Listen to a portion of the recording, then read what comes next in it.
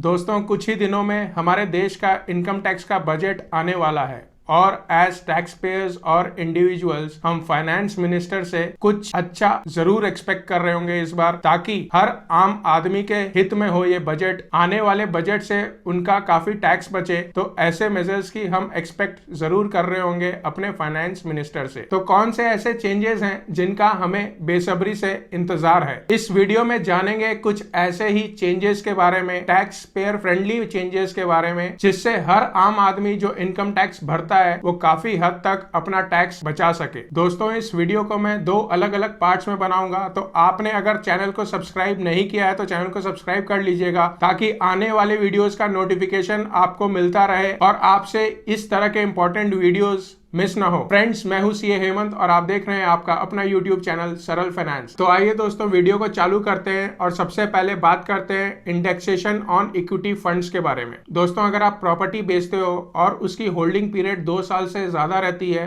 तब बेचने के टाइम पे आपको कैपिटल गेन टैक्स देना पड़ता है। इसमें इनकम टैक्स रिटर्न भरते वक्त आपको इंडेक्सेशन का बेनिफिट मिलता है, क्योंकि 2 साल से ज्यादा प्रॉपर्टी रखने पे बेचने पर यह लॉन्ग टर्म कैपिटल गेन कहलाता है। तो इंडेक्सेशन का बेनिफिट अगर आप प्रॉपर्टी बेचते हो 2 साल ज्यादा रखने के बाद में, तो आप इंडेक्सेशन का बेनिफिट क्लेम कर सकते हो। उसी तरह डेट म्यूचुअल फंड्स पे भी आपको इंडेक्सेशन का बेनिफिट मिलता है अगर आप उसे 3 साल से ज्यादा अपने पास रखते हो तो। लेकिन जो लोग इक्विटीज में इन्वेस्ट करते हैं, इक्विटी फंड्स में इन्वेस्ट करते हैं, उन लोगों को इंडेक्सेशन का बेनिफिट नहीं मिलता है। पिछले साल तक तो कोई प्रॉब्लम नहीं थी, क्योंकि long term capital gain equities और इक्विटी फंड्स पे एग्जम्प्ट था, टोटली एग्जम्प्ट था, कोई भी टैक्स नहीं लगता था। पर पिछले साल से इक्विटीज इन्वेस्टमेंट, इक्विटी फंड में इन्वेस्टमेंट अगर आप करते हैं, 1 लाख से ज्यादा आपका प्रॉफिट होता है, तो आपको कैपिटल गेन टैक्स देना पड़ेगा लॉन्ग टर्म के अंदर में। इक्विटीज की होल्डिंग पीरियड 1 साल से ज्यादा अगर होती है तो वो लॉन्ग टर्म कैपिटल गेन के अंडर में आता है। पर आश्चर्य की बात यह है, इक्विटीज पे और इक्विटी फंड्स पे आप इंडेक्सेशन का बेनिफिट नहीं ले सकते हो। तो हम अपने फाइनेंस मिनिस्टर से ये रिक्वेस्ट करेंगे कि आने वाले बजट में इस बात का जरूर ध्यान रखिएगा, सौतेला व्यवहार नहीं रखिएगा जो लोग इक्विटीज में इन्वेस्ट करते हैं उनके साथ में, और इक्विटीज में जो लोग इन्वेस्ट करते हैं उनको भी इंडेक्सेशन का बेनिफिट जरूर दीजिएगा। इससे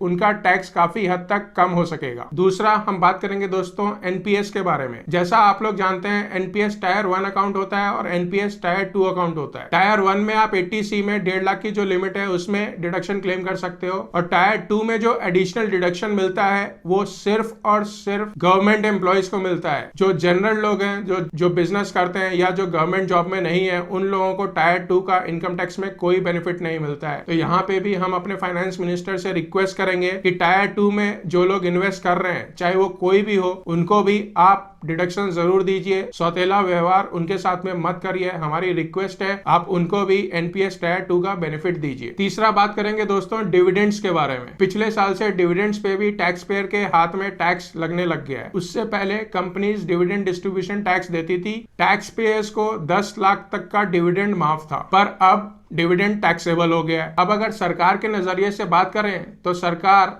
कंपनी से करीब 25,000 करोड़ टैक्स में वसूलती थी डिविडेंड डिस्ट्रीब्यूशन टैक्स का। अब यही टैक्स अलग अलग टैक्स पेयर से सरकार वसूल रही है। हम फाइनेंस मिनिस्टर से ये रिक्वेस्ट करते हैं कि डिविडेंड्स पे आपको टैक्स नहीं लगाना चाहिए। डिविडेंड पे टैक्स आप कंपनियों पे ही लगाइए, ताकि आम आदमी स्टॉक मार्केट में इन्वेस्ट कर सके, और साथ ही साथ जो 25,000 करोड़ का सरकार को नुकसान हो रहा है, वो टैक्स अगर वापस कंपनीज देने लगेंगी तो वो टैक्स भी सरकार के खाते में ही जाएगा। तो इसमें दोनों का फायदा है, सरकार का भी फायदा है और टैक्स पेयर का भी फायदा है। चौथा हम बात करेंगे दोस्तों उन लोगों के बारे में जो लोग फ्यूचर्स एंड ऑप्शंस में इन्वेस्ट करते हैं। फ्यूचर्स एंड ऑप्शंस में जो लोग इन्वेस्ट करते हैं, उनको एक बहुत बड़ी दुविधा रहती है कि वो अपना इनकम टैक्स रिटर्न भरते वक्त क्या वो कैपिटल गेन में अपनी इनकम रिपोर्ट करें या बिजनेस से अपनी इनकम रिपोर्ट करें। इस पॉइंट पे इनकम टैक्स लॉ काफी कंफ्यूज्ड है और टैक्स पेयर को ये समझ में नहीं आता है कि इनकम टैक्स रिटर्न फाइल करते वक्त वो कहाँ पे फ्यूचर एंड ऑप्शन से अपनी इनकम दिखाए। कुछ लोग कैपिटल गेन में दिखा देते हैं और कुछ लोग बिजनेस से दिखा देते हैं।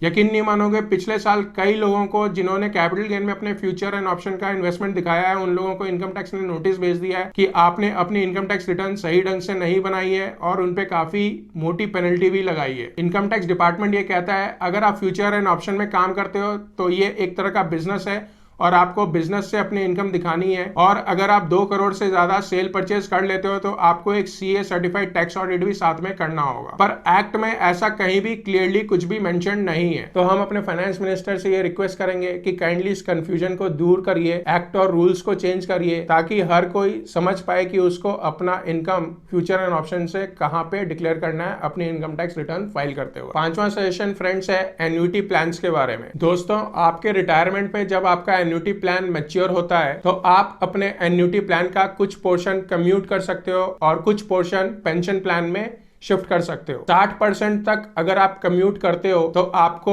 इनकम टैक्स में बेनिफिट मिलता है उसका, और बाकी जो पेंशन की तरह आएगा आपको हर साल, वो आपका टैक्सेबल इनकम रहेगा। पर अगर कोई 60% से ज्यादा कम्यूट करता है तो उसको पूरे अमाउंट पे टैक्स भरना पड़ता है। तो यहाँ पे कुछ लोगों को नुकसान होता है जो लोग 60% से ज्यादा अपना एन्युटी प्लान रिटायरमेंट पे कम्यूट कर लेते हैं। कम्यूट करने का दोस्तों मतलब हुआ, मान लीजिए आपको रिटायरमेंट पे 100 रुपए मिलेंगे तो 60 रुपए तक अगर आप कम्यूट करते हो तो आप उस पे इनकम टैक्स का बेनिफिट ले सकते हो और बाकी 40 एज पेंशन प्लान आपको हर साल हर महीने मिलेगा। पर अगर आप 61 रुपए से लेके 100 रुपए तक कम्यूट कर लेते हो तो आपको कम्यूट किए हुए पूरे अमाउंट के ऊपर में टैक्स देना पड़ता है। तो यहाँ पे हम रिक्वेस्ट करेंगे कि ये बेनिफिट सबको एक जैसा मिलना चाहिए, कोई डिफरेंस नहीं रखना चाहिए, कोई सौतेला व्यवहार नहीं रखना चाहिए। छठा हम बात करेंगे दोस्तों tax benefit on vehicle purchase. अगर आप घर लेते हो और वो घर आप लोन पे लेते हो तो आपको इनकम टैक्स में बेनिफिट मिलता है। इलेक्ट्रिक व्हीकल पे भी सरकार ने इनकम टैक्स में बेनिफिट दिया हुआ है।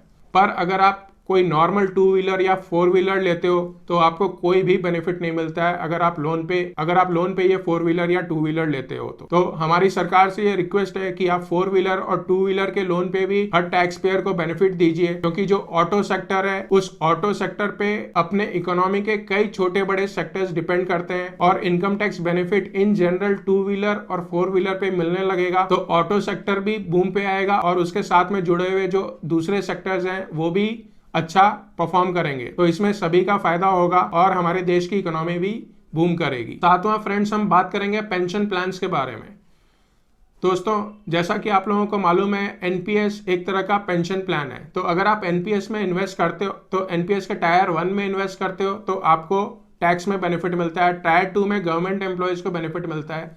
लेकिन एनपीएस के अलावा अगर कोई और पेंशन प्लान आप लेते हो तो कोई बेनिफिट आपको नहीं मिलता है जहां तक इनकम टैक्स का सवाल है। तो हमारी फाइनेंस मिनिस्टर से रिक्वेस्ट है कि ये बेनिफिट आप हर पेंशन प्लान होल्डर को दीजिए और सबको एक बराबर ट्रीट करिए।